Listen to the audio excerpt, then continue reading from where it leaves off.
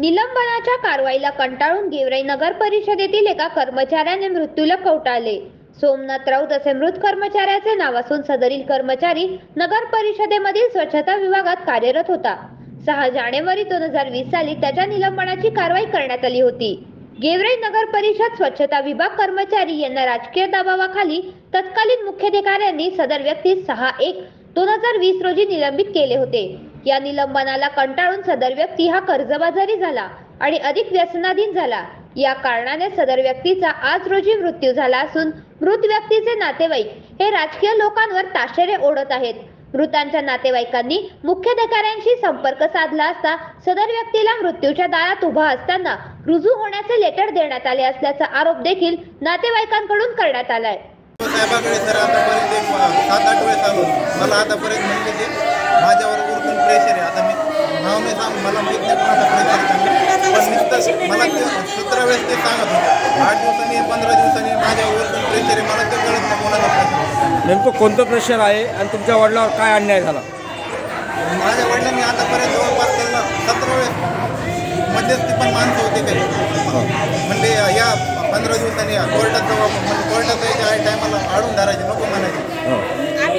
काय मागणी कराल शासनाकडे?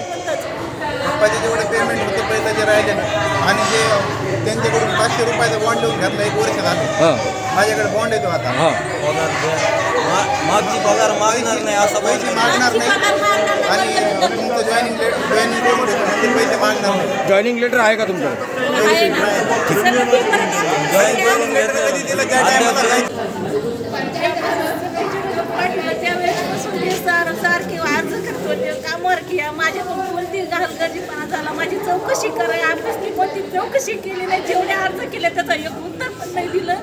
आम्ही इतके लाचार झालो, घरातून शेतात एकटे आयरानात गेलो राहायला, तरी पण मालकाने 3 वर्ष झाले सारखं चक्र मारते. कामावर घ्या नाही तर पण माझं हे तरी करा, खाली तरी करा, माझं काहीतरी करा, कोणतं तरी हे करा. पण कोणाच्या दबावाखाली अधिकाऱ्यांनी आमचं एक बी काम नाही केलं. कोणाच्या दबावाखाली केलं असं तुम्हाला वाटतं? त्या अधिकाऱ्याला, शिवसाहेबाला नाही, त्या अधिकाऱ्याला, मुख्य अधिकाऱ्यांनाच माहीत असेल. त्यांनी कोणतंच एक मागमध्ये एक वेळेस कोर्ट लिहून घेतला की कामावर घेतला. 2-3 दिवसाच्या नंतर ऑर्डर हातात घेणार, पण त्याने ती ऑर्डर नाही दिली. शेवट आमच्या परिस्थिती मुलाचे शिक्षण पण झाले. शिक्षण करून आम्हाला फीस भरायला सुद्धा पैसे नाही. तुम्ही अजून आम्ही शाळेमध्ये जाऊन चौकशी करा. मुलगा घरी बसला, 12 वर्ष असून ते घरी आहे. आम्ही भाजीपाला विकून 8 महिने झालं भाजीपाला विकून घरचा खर्च टाकाना. मुलगी लग्नाला आली, सारखे वारंवार अर्ज केले. 7 वेतनचे आम्हाला पैसे आले, ते सुद्धा आमच्यापर्यंत 10,000 पर्यंत सुद्धा पोहोचून नाही दिले. किती तुमचा अन्याय झाला? तो कर्जबाजारी झाला होता का? आणि कर्जबाजारी झाल्यामुळे त्यांनी 3 वर्ष झाले पेमेंट 1 रुपया नाही. घरचं उत्पन्न कोणाचं नव्हतं. मुलं शिक्षण करत होते. मी काय शासनाकडे मागणी करा? आमचं काय जे आमच्यावर अन्याय झाला, आमच्या मार्गावर त्याचं काहीतरी निर्णय लावा. कोणाच्या दबावाखाली ते त्यांना विचारा, अधिकाऱ्यांना. कशामुळे आमचं काम नाही केलं, कोणतं उत्तर का नाही दिलं अधिकाऱ्यांनी? किती अर्ज केले आम्ही. ग्लोबल न्यूज डेस्कसाठी सोमनाथ मोटेसह श्याम जाधव, गेवराई, बीड.